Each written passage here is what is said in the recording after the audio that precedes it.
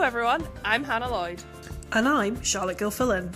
Welcome to our podcast, Women in Wellies. Each episode we will be inviting a guest to share their stories, experiences and lessons of working and living in rural Scotland. We want to get to know the real women behind the wellies and share them with you, our listeners. So hello and welcome to episode 2 of Women in Wellies. Today we are joined by Tracey Roan from Boreland of Colvend Farm. Tracy, great to have you on. How are you doing this morning? I'm all right, thank you. It's good, raring to go, Sunday. So Tracy, why don't you start us off by telling our listeners more about who you are and what you do? Okay, right, where do I start? I think when you asked me a kind of bit of background, I think I probably opened it up saying I was like Wonder Woman, because I think people actually wonder what I actually do, and I kind of question myself on a daily basis that as well, kind of what I do, because I kind of meet myself coming back. Sometimes I feel I'm slightly overstretched myself, but yeah, basically, where do I start? Right, I part-time I wear an NFU hat. I'm the regional manager with NFU Scotland for Dumfries and Galloway. I started that role June last year, so I do that 3 days a week, and the other 4 days a week I am on the family farm, helping run the business with my husband and my 2 kids here at Boreland of Colvend, just outside Dalbeattie, where we have a pedigree herd of dairy cows, about 200 we're milking. So we have a grass-based system, so they graze during the summer. So I'm kind of quite involved in the farm and kind of getting more involved in the farm side of things, kind of the paperwork and stuff. So as well as being hands-on, I'm in the office a wee bit more now as well. And so I've got 2 kids, Andrew, who's 13 going on 18, who just wants to farm, and Lucy, who is 11 and wants to live in the town and get her nails done. So they're very, very different. That's basically me. And then in the summer, we have a milkshake bar that goes out all the shows that I run with my sister-in-law. So we do that in the summer as well. So yeah. And if I've got a little bit of spare time, I sometimes lift some weights, and that's it. So tell us a little bit more about the dairy side of things, because you're a 6th generation dairy. Is your background in agriculture? Yeah, I was brought up on a dairy farm outside Kelso. I'm actually a Borders lass at heart, Borders born and bred. So I was brought up on a dairy farm, and my mum said to me, whatever you do, don't marry a dairy farmer, and what did I go and do? I went away to college and I met a dairy farmer from the West, and that was it. And I think he got it the wrong way around, because I think you're not meant to get a farm in the East and a wife from the West, but he got it the wrong way around. So yeah, I'm dairy farming background, and I can't say I really actually enjoyed it when I was younger, because it was quite a hard way of life. Like, we didn't get holidays, it's 24/7 dairying. So I can't say I actually made it my ambition to go out and stay in dairying. It wasn't something that was ever on my radar to do. But yeah, just life events, and that's what happened, and I ended up being back into dairying, which is quite nice in a way, because all my dad's side of the family were dairying, but I'm now the only one left milking cows, just the way things have turned out. So it's quite nice in a way that, I'm still milking cows, but there's probably a reason why everybody else is out of dairying. But yeah, so I didn't set out to do it. It just kind of happened. And Roan's Dairy, that started properly was it 2015? Yeah, 2015, 26th September 2015. And I just always remember that date, because that was like our first kind of launch at our local farmers market just down the road here. And it just took off, and that date has just always stayed in my head. And so gosh, that's a few years now. And I think that's where life just pace picked up. It just picked up that pace, and I don't think we've probably ever kind of stopped since. So yeah, it was good. It was more, Roan's Dairy was really like my brother-in-law's kind of ambition, and me and my sister-in-law just kind of came along for the ride a wee bit, but then helped push it along. He always wanted to process milk direct, cut out the middleman, just while was receiving a poor price. And he had the idea, but I think me and he kind of had the maybe the kind of not ambition or drive, but we just kind of saw it like from a consumer's point of view. Like we were the ones that go to the supermarket, we could see the kind of packaging and marketing and stuff and what to do. And I'd been on the rural leadership course just at the time it was getting launched, so I'd kind of gotten a wee bit of confidence about, yeah, we can make this work, we can make this business happen. And you just make contacts, and I kind of I learned how to work with the press and the media. So that launch on the 26th September, I had the local news along, I had the newspapers, we took a cow down, and it just kind of went poof, and that was it. And it just, each market we went to, we just kept going to more and more, and then other ideas happened, and then it just progressed onto doorsteps, and then the Udder Bar came, and then you're like, oh, that's been quite a few years now, and it's just, and then we had COVID that really pushed it along. So yeah, it's not easy, and if it was easy, I think everybody would sell direct. There's a lot of management. There's been a lot of blood, sweat, and tears, but it's ticking along and it's doing a job. So yeah, it's all right. Really shows the power of good marketing as well, and like having the press along and kind of being bold enough to put it out there straight away rather than like quietly launching something, in secret almost and seeing what happens. That power of kind of market and a really good story. Yeah, totally. If you're going to go big.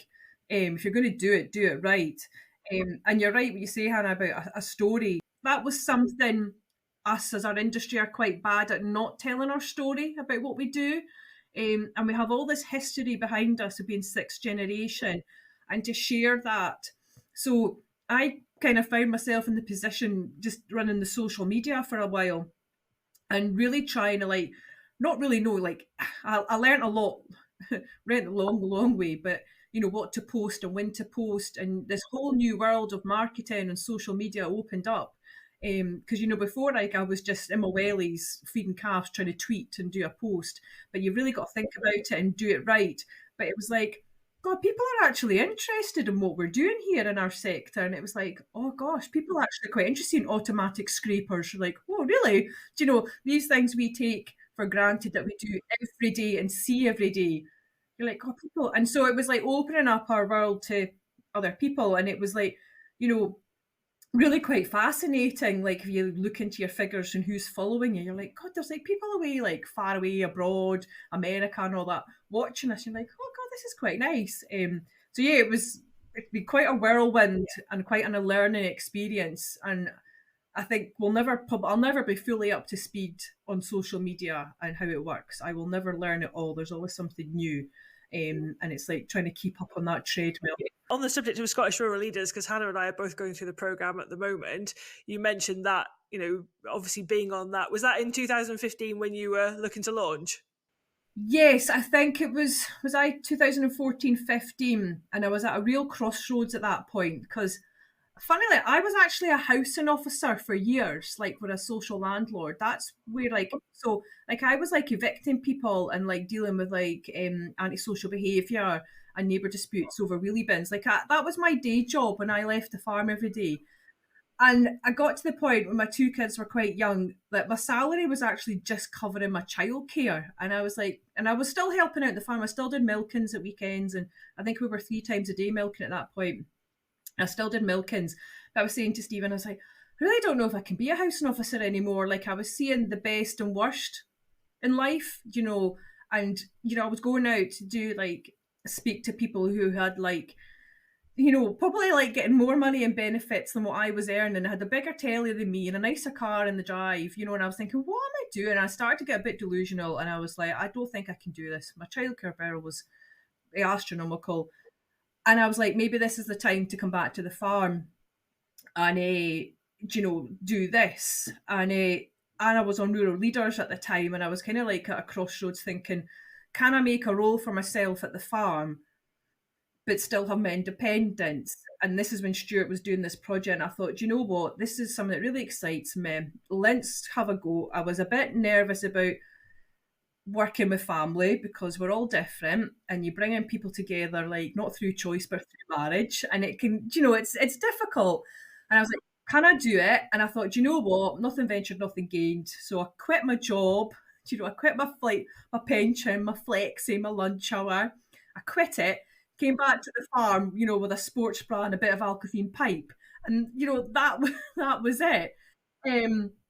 And yeah, that was it. And I didn't regret it at the time, but as time went on, working on the farm and staff leave and all this, it kind of grinds you down. And the kids got older, and I just thought, do you know what? I want back to having a career. Like, not saying farming's a career, it's a great career, but when you're working on a family farm, there's different dynamics. And I thought, do you know what? I want my own little independence. I want to be me. I don't want to be Tracey Roan from the farm, Tracey Roan from Roan's Dairy. I like to have my independence, so that's why I then got a job back off the farm, which, yeah, is a juggle, but I admire people that can work with family 7 days a week, 24/7. I think it's a great art to have and a great skill, but no, I just can't do it. It sounds like now you've got much more balance, though. You've got that balance between your career with NFU and then all the things that you're doing with the dairy. Yeah, it's great when all the cogs are in place. When all the cogs are turning at the right time, it's great. But when one of those cogs falls off, it just all hell breaks loose. And I think I may be sitting like in my email that I'm never content. And I sometimes think people think I've got a chip on my shoulder, which I probably have, but like, being like married into farming and having kids, you're restricted to what you can do and where you can go sometimes, and it's quite hard because I can only commit to part-time. I would love to probably do more, but you're restricted to part-time. And I always feel like, if you've got kids and a farm and other commitments, you'll never be able to kind of excel further if you can only give part-time. And I sometimes think there's a bit of a barrier there, and it's like trying to get that balance right of like trying to succeed, but not being able to give more, if you know what I mean. Maybe I'm not explaining that, but it's really hard to get that balance right. Actually, you know what it is? It's trying to meet other people's expectations. I think that's the biggest thing. It's trying to meet people's expectations of what they want from you. And it's hard to get. I think when I turned 40 was a kind of turning point when I thought, you know what? Just please yourself. Just do what you want to do. Life's too short. So yeah. But yeah, it's a huge juggling act. If somebody has the magic solution, let me know, or the answer, because I would love to know. If people think I've got it right, that's fine. If I give that image off, I'm happy with that. As long as you think you've got it right, that's the main thing. As long as you're enjoying what you're doing. God, yeah, I totally enjoy it. But sometimes you're just like, well, yeah, just give me a break. And everybody will be the same. When you run your own business, there's always somebody off, or there's always something happened, or like, especially with dairy farming, like we've got like, there's 200 cows milking. That's like 200 problems. That's like 200 women in your life. And they're high maintenance women. They're high maintenance. So there's always a problem. So you're just like, really? So yeah, sometimes you can just think, one of these days I think I'm going to like combust into flames, and all will be left will be like the wire off my bra. That'll just be what's left smouldering. And just to throw something else into the mix then, in all the other things that you're doing, you've got into weightlifting, and that's become quite a big part of your life and led you to enter your first Scotland's Strongest Women initiative in November last year. I know. Where I have no idea where that came from. Like I said, turning 40 was quite a time for me. I just thought, you turn 40, and I was like, I can't be fat and unfit at 40. I just thought I have to just be, and I just thought, I need to do something. And I thought the only way I'm going to get fit is if like I go to a personal trainer who's going to like whip my ass and tell me what to do. And there happened to be a guy in Dalbeattie, so it wasn't far away from me, so I could manage to like squeeze an hour in. And I went along, and he does a wee test with you and talks about what you want. And I was like, I want to lose like a bit of weight. I need to get rid of my baby belly. My youngest is like 11 and it's never gone. I need to sort myself out. And he's like, get on the scales. And I was like, oh my God. And I thought, so he starts this wee program, and he's saying, women over 40 should kind of start to like, lift weights. It helps tone up. And I was like, yeah, no problem. So I didn't even know what deadlifting was. I had no idea. I'd never set foot in a gym. Like, I was like totally out of my comfort zone. I never really wore leggings because that's like tight and clingy. I just wasn't. The nearest thing I got to was wearing a sports bra. So I go along to the gym and he like does these wee things and he's like, oh, do you want to try a bit of weightlifting? And I was like, yeah, whatever. So like, he gets the bar and the weights out and he was like, oh, this is like, 40 kilograms. And I was like, all right, that's 2 buckets of cake. That's how I worked it out in my head. And he's like, oh, can you lift that? And I was like, yeah, sure. No problem. He's like, all right. He's like, do you want to put a bit more weight? And I was like, yeah, put a bit more weight. So like, I didn't realise I had that strength until he was like showing me. He's like, oh, you're quite strong. And I was like, yeah. So the deadlifting was something I really enjoyed. And like, you got a real buzz from it because like, he was like, oh, you can lift that. I was like, yeah, check me out, conquer the world now. And I kind of like got, like when you start searching stuff on your social media, I started seeing these women who were deadlifting. I was like, oh my God, check her out. And I got quite an unhealthy obsession with it. I thought, oh God, I'm going to be like turning, because I kept, they follow your is it algorithms? I can't pronounce it. Like, so these kept popping up, and I was like, oh my God, check her out. And I didn't realize how kind of like popular weightlifting was for women. So I just got more and more into it. And then I saw this competition advertised at a gym. And I looked at the weight categories and what they were lifting. I was like, oh, I can totally do that. And I thought, do you know what? Let's just do it for a laugh. So I kind of like got my PT kind of made a program up to like build up to it. And like, oh, I totally doubted myself loads. And I thought, do you know what? Just do it, Tracy, because like, it doesn't matter if you make a tit of yourself because you'll never see these people again. Because it was away up in Glasgow, I think.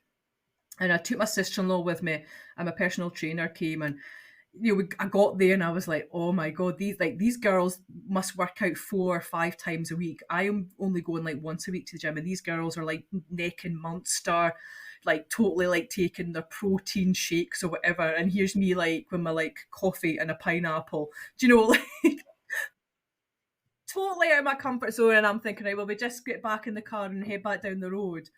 Like some of these girls are proper and like they're just like little machines. And one of the events I'd never actually done before.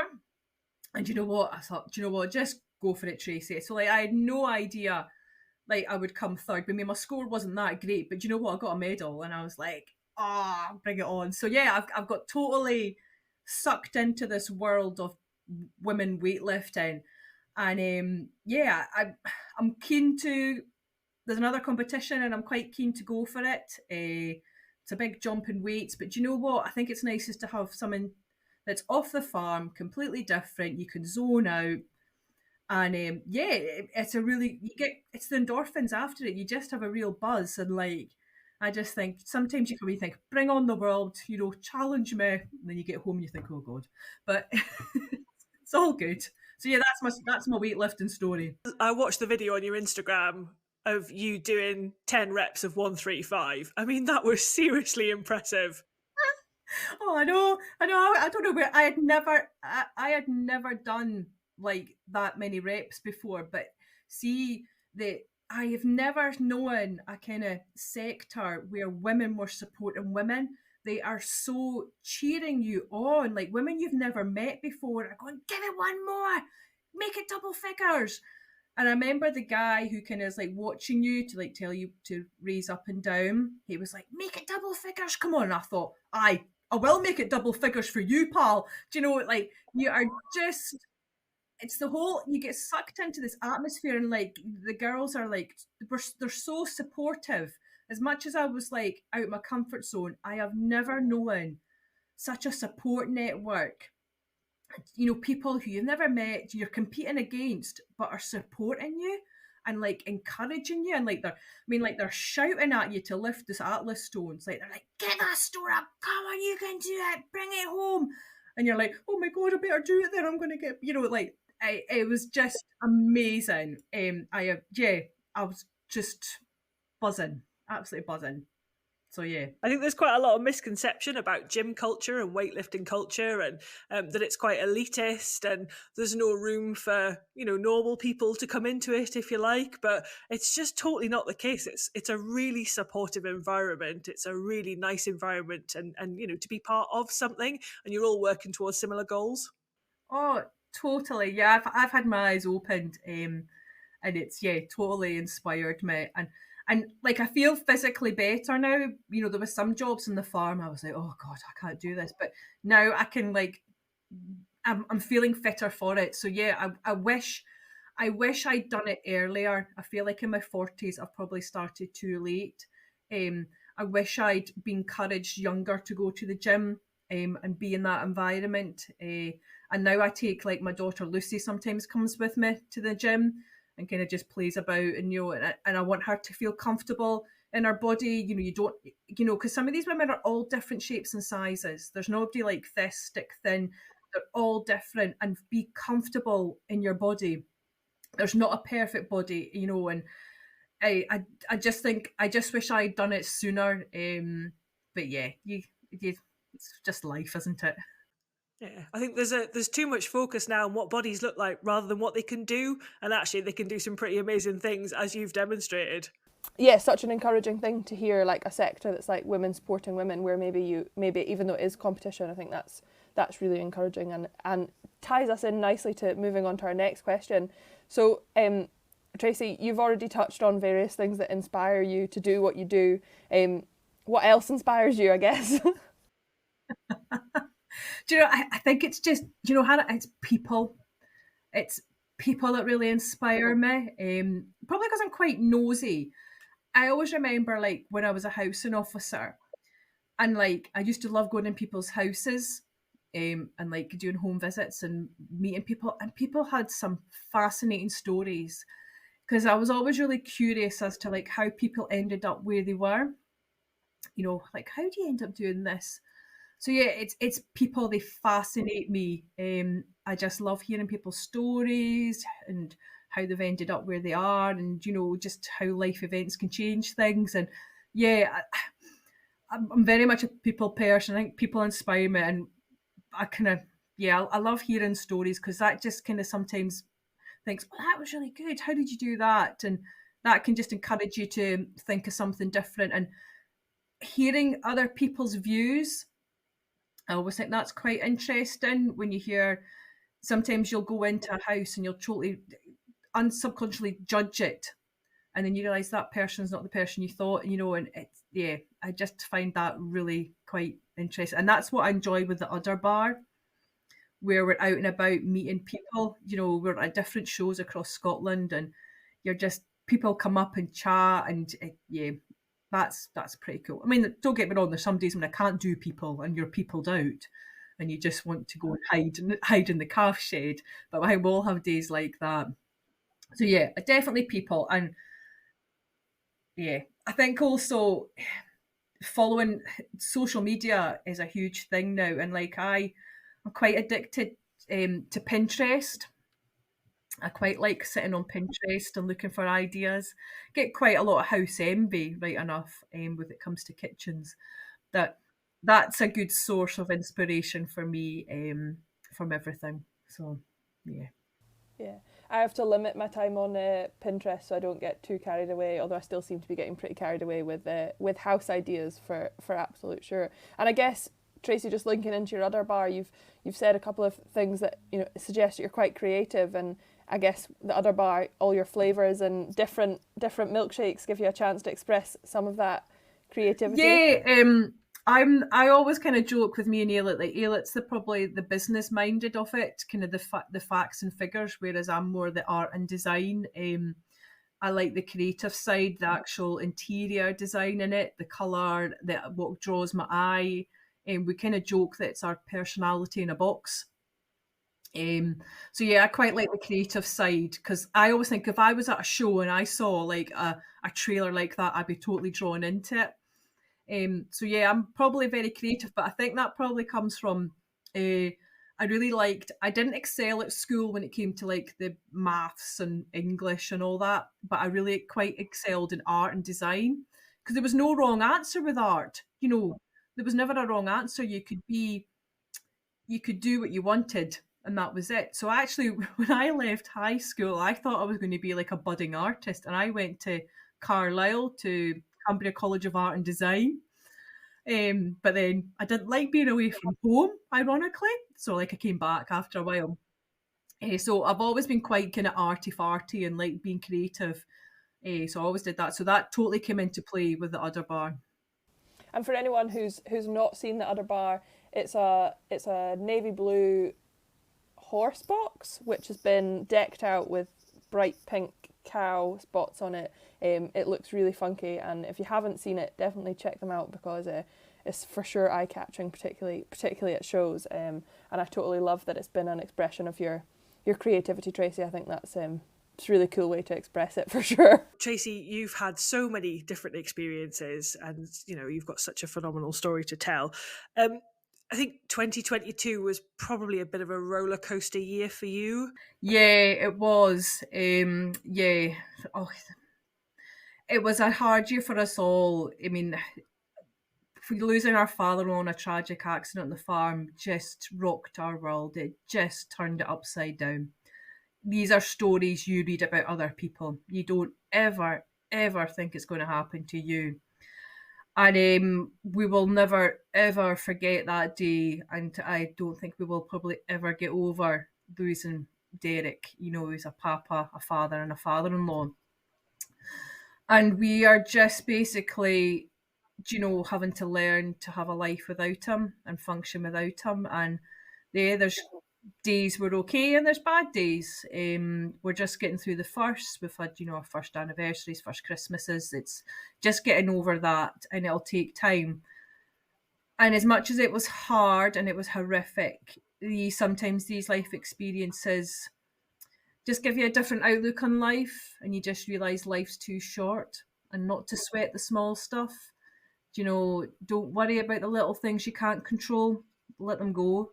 And just, I think it's maybe realised, like with my own family, I've got 2 kids and a husband. That's who matters. That's what matters. Yes, the farm might not, there could be problems on the farm, but you've got your family and they're who you need. So yeah, it really shook us as a family. And yeah, we'll get there. And unfortunately, we'll not be the first or the last. These accidents happen. And there's you just can't prepare in life for it. And yeah, it's been a big learning, big year, big tough year. And yeah, and changing jobs at the same time and trying to carry on. Yeah, it's been difficult. But you don't think, you always describe yourself a bit like a tea bag. You don't know how strong you are until you put you in hot water. And that's kind of just how you realise sometimes you are actually stronger than what you realise. So, yeah, it's not been the easiest, but this is a new year, a new start for us, and hopefully we can just keep on farming and just stick together. So your work then with NFUS, you want to tell us a little bit more about what you're doing? Yeah, I wasn't planning on a change back in June. As Hannah maybe, so I worked with Hannah with Scottish Lands and Estates as the regional kind of officer there. And, I always think opportunities come along and you've got to explore it. And this opportunity came along to join NFUS. And I thought, you know what, if you don't try, you'll never know. And I wasn't really expecting to get the job, and then I did, and I thought, oh, now I've got to make a decision. So yeah, I basically jumped to NFUS, and it's similar role, but I'm part-time still, so I'm the regional manager looking after the members in D&G. So it's quite a diverse membership, but totally relatable because I'm in the region, I'm a farmer myself, so I deal with all the member queries.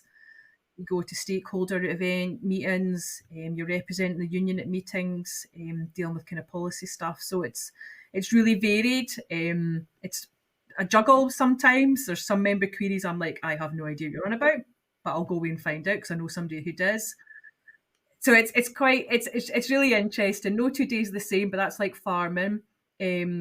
It's not, I say it's part-time, but what job is part-time? Because farming's not part-time, and I kind of I'm guilty of having my phone on all the time, but that's the nature of it. So no, I really enjoy it, and I quite like it because I'm based in the region. I kind of know what's going on, so you can kind of be quite in touch with what's happening with your members. So yeah, it's good, and yeah, it's weird because before with NFUS, I was a member. Well, I still am a member, but I was on the committee, you know, and I was on like other things. So like I saw it from a member's point of view, and now I'm in the union. I see it from an employee's point of view, so I can see it from both sides. And I'm like, it's quite good in a way because I can like explain to a member, well, this is why this and this happens because this policy is this policy, and I kind of get it better because like I know what language to use because I was a farmer myself, having to like hear that. So like it's quite good in a way. So yeah, I'd enjoy it, but yeah, it is good. It is good. Just working with farmers, just like working at home. And a highlight of the year being the NFUS AGM. Yeah, that's coming up the 9th and 10th of February. So yeah, because we've not had one since 2019, which is quite a memorable one for me. I don't know if I should did I tell you this story, or should I tell you the story what happened at 2019 NFU? Oh, you definitely should tell us, You definitely. might know, but 2019 NFU, I was there as a member, and me and my pal and my sister-in-law went up for the day to stay over, with all intentions of going to the conference to like hear what was going on. But we missed lunch, so we thought we'll just nip across the road to the Wetherspoons and get lunch there, and then we'll go back in for the afternoon session. It never happened to go back. We basically stayed in Wetherspoons and just, I don't know what happened, but we remember looking at the clock, and I think it was like 5:30, 6 o'clock, and we're like, oh God, the reception starts at 6. We better go get changed. I can't quite remember getting back across the road, although one of my other colleagues now at the union tells me I spoke to him. I don't remember the conversation, never mind, but I now work with him, which is quite embarrassing. And yeah, so we went to the reception. It was all a bit of a riot. I managed to get through the meal. It was a lovely meal. Got to the round where there was a cupcake, and the cupcake just finished me off. I thought, I can't drink anymore. I'm quite tired. I wonder if I could like nip away for a granny nap. Because, you know, sometimes you just need that half hour just to like get yourself back. I thought I'd done really well by exiting the room with no one seeing me. I thought, oh, result. So I get back up to my hotel room and I thought, oh God, I might just like lie down for a wee bit. So I like shut my eyes, had a wee sleep, but I wasn't quite sleeping. And like, I think I could like, I had the telly on, and then I heard like my phone was vibrating quite a lot, and I think I just had it on silent vibrate, so it was vibrating. I thought, oh God, what's that? And then like the hotel room phone started to ring. And I was like, oh my God, is there a fire or something? So I kind of like woke up and I thought there was like the hotel phone's going, and I look at my like phone and I've got all these missed calls, and I think I finally answered to my sister-in-law going, where are you? You've won an award and they won't let me collect it. And I was like, what do you mean I've won an award? She's like, get back down to the room. Where are you? So I was like, oh my God. So like, thankfully I hadn't got undressed. So I was still like dressed, and I thought, oh, I better try and sort my hair. And I like walk back down thinking, oh my God, like total walk of shame. And I like walk into the room and there's this round of applause because I appear. And Teresa, who was the regional manager at the time, goes, where have you been? I've been looking for you. I was in the toilets and everything. And of course, the first thing that I can think that comes out of my mouth going, I just said, oh, I've been at Wetherspoons across the road because the drink's cheaper. And I'm like, so everybody thought I was in Wetherspoons. I wasn't. I was away for a granny nap. But like, nobody told me I was up for this like ambassador award. I had no idea. If they'd actually just said to me, Tracy, just stay in the room. But like, I had no idea. So like, I have to like walk up on stage, and Andrew McCormick there, who's the president at the time, you know, had been waiting on me, and I was like, he goes, oh, here's your award, and here's what I was going to tell you about you. I was like, oh God. So yeah, I'm never going to live that down. That's brilliant. Absolutely brilliant. I take it you managed to accept your award all right then? Yes, I did. Yeah, I had a cup, and because of COVID, I had the cup sitting on my sideboard for like 2 years, which was nice. Have they taken it back now then? Yes, I handed it back. I says, please take responsibility of this. So yeah. it's okay. It was all good a learning experience.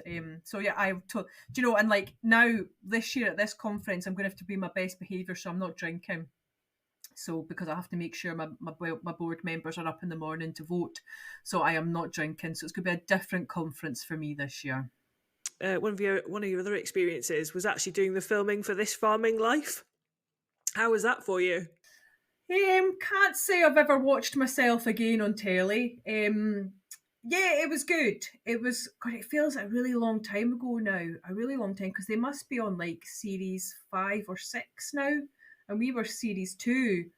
It was nothing. It never was something that crossed my mind. It was actually my sister-in-law that kind of like put us forward for it, and we didn't think we were any different to anyone else. But I think the BBC kind of took to us because we were a family, 2 family farms, kind of working together and diversifying. And so yeah, it was quite surreal, because you had a camera crew following you around doing your day-to-day jobs, and you're like trying to explain what you were doing. And I always say it was like trying to explain to your pal from the city what you were doing, and you're like, all right, okay.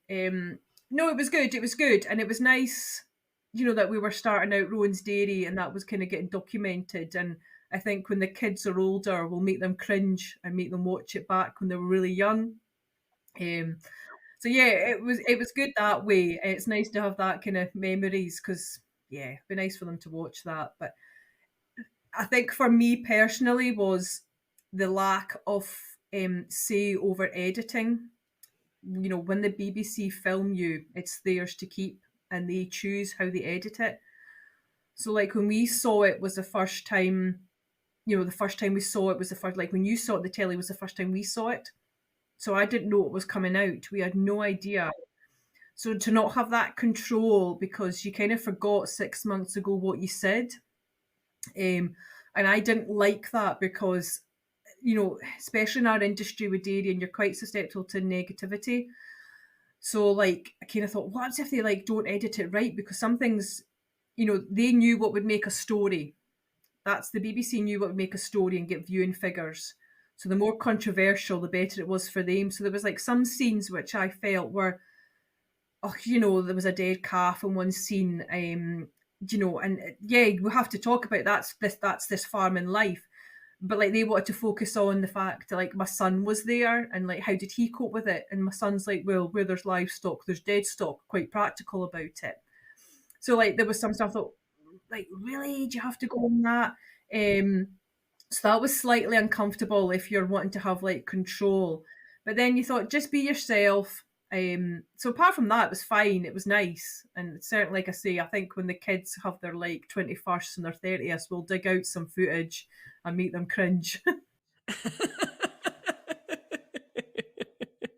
Brilliant, love it. I think we've already touched on quite a lot of challenges, and I'm sure we've all faced lots of challenges, but Tracy, any specific challenges that you have faced that you've overcome, and any big goals for challenges up ahead? Oh, challenges. I need to learn to say no. Do you know that? I need to learn to say no and not feel guilty for it either. That's the thing, like, and just being more precious with your time and not feel guilty. And it's funny, I just had this conversation with another female farmer friend the other day about, making time out to leave the farm and they're still working and you're going off to the gym. And she's like, oh, I feel really bad for doing it. And I was like, yeah, but we shouldn't. Why do you feel bad for a bit of self-care time, a bit of time for you? Like, you shouldn't feel bad, but we just put that pressure on you and you feel guilty. And I just think, oh God, that's so wrong. What's wrong with wanting a bit of time to yourself? It's not reflection on anyone else. It's just, don't feel guilty. And I need to overcome that, because when you're a mum, you're trying to put your kids first, and you've got a business, you want to put the farm first, and your husband, and sometimes it's quite hard. So I think that's the challenge of like not beating yourself up too much. Don't be so hard on yourself. Take that time out. Yeah. And yeah, that's what I need to learn. I need to learn to say no. And I think I found that even more after just being on this farming life. you know, you'd get quite a lot of requests to like speak at things, and you're like, oh, this will be good for the business, good, you know, opening PR exposure. And then you sometimes have to just think, no, just say no. It's okay to say no. Do you know, because you sometimes think, if I say no, I might never get asked again. But if it's not the right time for you, don't do it. Do you know, don't put yourself under that unnecessary pressure. So something I think lots of us can relate to, because there's never enough time, and it's so easy to just say yes to stuff. But I am very much with you in the not being able to say no camp, but trying to learn that and setting my own boundaries, which is a learning curve. Let's say that. It's a learning curve for sure. And do you have any upcoming challenges with your weightlifting, Tracy? Just to say, like Hannah, it's like learning to say no and not having to justify yourself as well. I always felt I had to say no because A, B, X, and Y. Just say no. So yeah, weightlifting challenge. Yeah. Oh gosh, right. This is where I get into my figures. I used to be really bad at counting, but I'm getting better now because I have to add up all my different weights when they're on the bar. So yeah, my next challenge is I want to deadlift 180. I can do 160 at the moment, but I need to get to 180. So that's my goal. I'm a wee bit away from it, but I'm increasing my training. I kind of go a wee bit extras now to kind of build up my training. Although I think my husband thinks I'm going to like end up losing my neck and I'm just going to be all shoulders and like, you know, built like a brick. That's a funny visual for us all. Thanks, Tracy. What a goal, though. You have to keep us up to date with how you get on with achieving that. I look forward to following it on social media. Good luck. Yeah, I'll keep Instagram updated. I quite like Instagram for that. It's all very much wellies and weights with me at the moment. What's the one piece of advice you would give to the next generation of rural women in Scotland? Oh, does it have to be one bit? Oh, one piece. It could be more if you like. I always say to my kids, you know, you'll not be everybody's cup of tea. Because, you know, if you were, you'd be a mug. So just always remember that. Don't try and please everybody, right? It's not going to happen. You'll not be everybody's favourite, right? You can't be everybody's. And don't waste your time trying to be. My other one is keep your goals big and away from small minds. And that's just, you know, if you've got big ideas, go with it. And if you fail, it doesn't matter because you tried. Okay? People that all say, oh, that's not going to work. Doesn't matter. You went and tried. That's the main thing. So yeah, that's probably my two bits of advice. And just live the dream. Just live it. Life's too short. Yeah, I totally love that. Keep your goals big and away from small minds. What a great piece of advice. So, Tracy, thank you so much for joining us today and sharing your stories, experiences and lessons. No, thank you. Thank you both for asking me. It's a privilege. I really enjoyed it. You're so welcome. We've loved having you on. And if you want to connect with Tracy on social media, you'll find all her details in the show notes.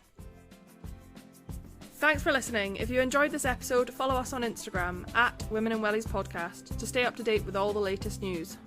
And you can email us with any questions on womeninwelliespodcast@gmail.com, and we'd love it if you could leave us a review and subscribe so you never miss an episode. Until next time.